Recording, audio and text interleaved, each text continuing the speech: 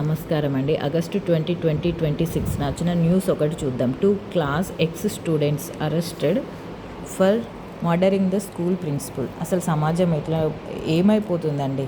By ఎవరు? CCS Nalgonda police.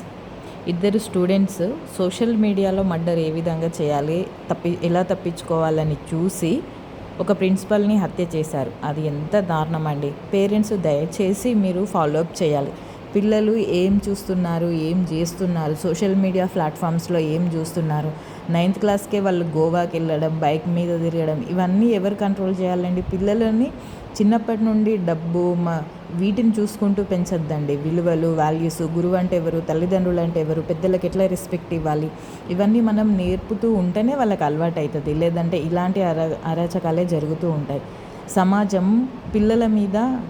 రేపటి సమాజం పిల్లల మీద ఆధారపడి ఉందండి.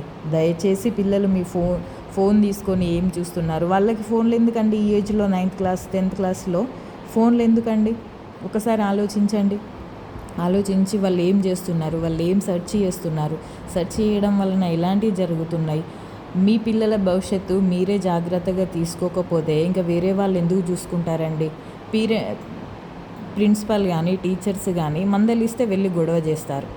ఏమైంది, ఎందుకు నా కొడుకుని కొట్టారని గొడవ చేస్తారు. కానీ అసలు దానివల్ల రీజన్ ఏంటిది? పిల్లల మీ భవిష్యత్తు గురించేనా, లేకపోతే వాళ్ళ సరదాకి కొట్టారా, ఏంటిది అనేది ఒకసారి ఆలోచించుకోండి. మందలించారంటే ఎందుకు మందలించారని ముందు మీరు క్వశ్చన్ వేయండి. దానివల్లనే వాళ్ళు మారుతారు. కానీ మా పేరెంట్స్ కూడా సపోర్ట్ చేశారు అనుకుంటూ ఉంటారు. దయచేసి తల్లిదండ్రులకి మరీ చెప్తున్నాను, పిల్లలు ఫోన్లో దేని గురించి సెర్చ్ చేస్తూ ఉన్నారు ఖచ్చితంగా చెక్ చేయాల్సిన బాధ్యత తల్లిదండ్రులదే. Thank you.